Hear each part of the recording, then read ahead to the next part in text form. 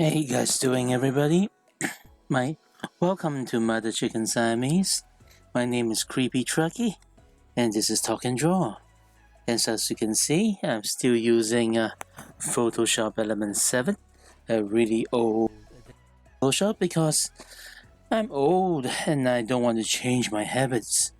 And today we'll be drawing some stuff, sketching out a new idea while we talk about, once again, the beer bug. Okay, I'm going to check OBS first to see if my sound volume is coming through, right? Volume looks good. Go back to Photoshop. We open up a new layer. And now we start sketching. We pick out a pen. And we just start drawing against a gray background.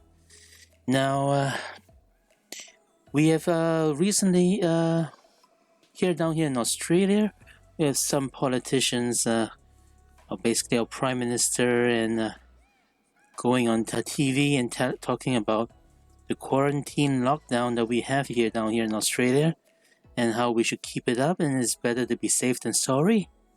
No, they shouldn't be complacent but relaxing. Why is that? Why are they talking about this?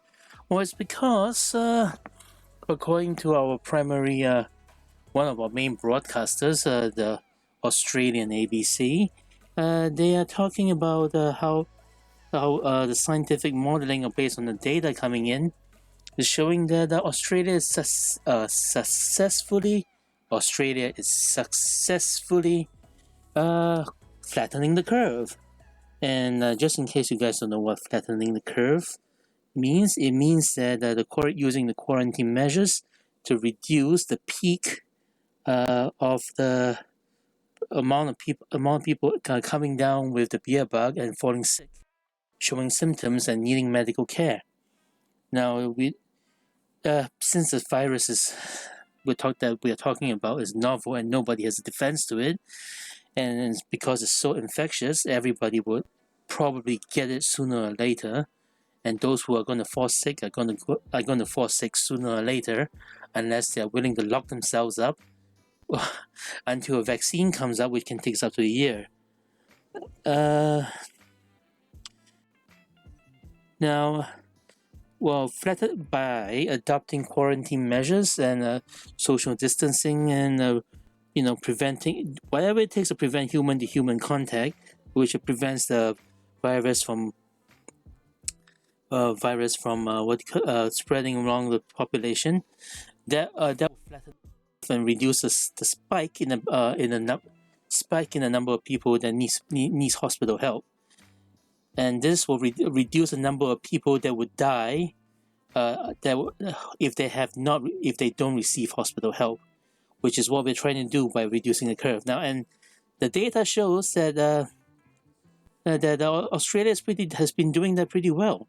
And how do we know this?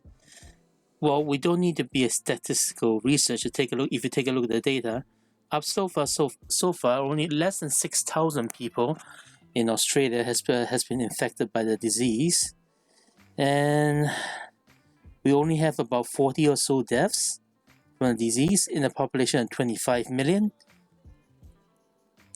And that tells you something straight away. Is that we have very few people infected and very few casualties from the epidemic. And so it's like just from the raw data, without looking at the charts and trends, you can probably realize that Australia is doing a good job putting a stop to the spread of the epidemic.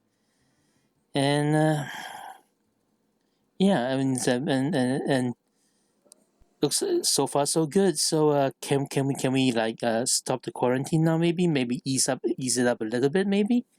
I mean, that is what people will want, and people will surely wonder that when they look at the data and look at the scientific mathematical modeling based on the data, and our leaders are telling us, no, we shouldn't be complacent. We should still stay vigilant. That sounds really cautious, but perhaps they should consider other things that are going on, like the effect of the economy. I mean, personally, I've seen my pay dropped off about 30% or so, about a third of my income has gone, and I'm the lucky one because I still have work, and a lot of people just don't have work because of the lockdown, and I don't know how they're gonna cope. And as for me, I've been trying to save, but uh, no, no, I don't have much savings. I don't have any savings, which is a problem. I'll come to. I'll explain later. Which is a big. It is a big problem for me, and of course this. Of course, if we ease up the quarantine, like allow restaurants to open, allow shops to open, and we will see the economy come back to life quite and that will reduce a lot of the problems that will reduce a lot of the economic hurt and people will get more money in their pockets but the but the politicians don't want to lift the quarantine measures, so they're talking about a stimulus package. And how are they going to fund the stimulus package to allow landlords and tenants to to deal with the rent economy? Well, I'm guessing quantitative easing, which means printing money, and economics 101. That's not good for the economy. What the hell is wrong with my music? Let's take a look. What's going on here? Oh well, starting up again. And all right, go back to the sketching. And well, good for them, I guess. I mean, it's gonna hurt the economy a bit because it will cause inflation, and that simply means the price of everything goes up, but your pay doesn't go up, and that causes problems too. Now, this weekend will be the Easter long weekend, with a public holiday down here on Monday, which means one less day of work for me, which means less money coming in, and that's particularly bad because in 2 weeks' time we have another public holiday called Anzac Day, and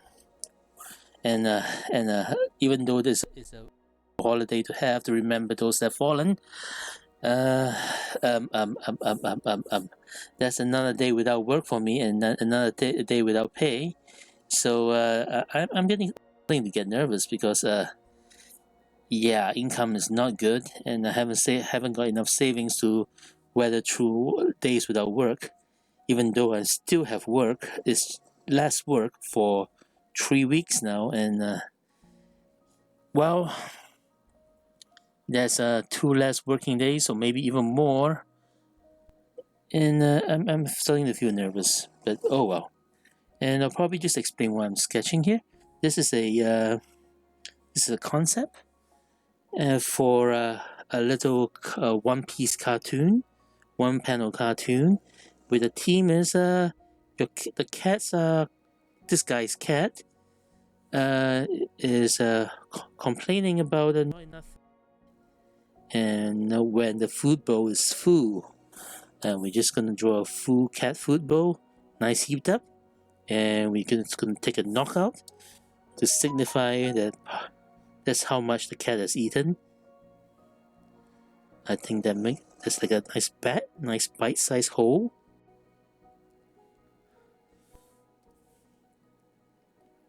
And he's looking down at the food bowl. He probably wears glasses here. Give him some kind of a hairdo. And he's hunched over because this is a cartoon and it's meant to be comical. Probably give him a really square jaw. And then we have his kitties. He needs to do something, complain. Probably one paw reaching out at him, and a paw reaching out at him, and reconstruct the body of the cat. That's what I'm gonna be right now. I'm gonna be complaining about my income like the cat is complaining about food.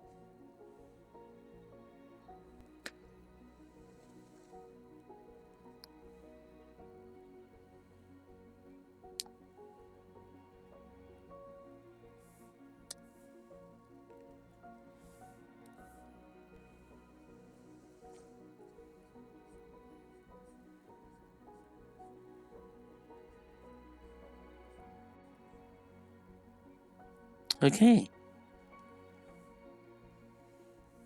The sketch is taking place, and we do a little speech balloon by the kitty.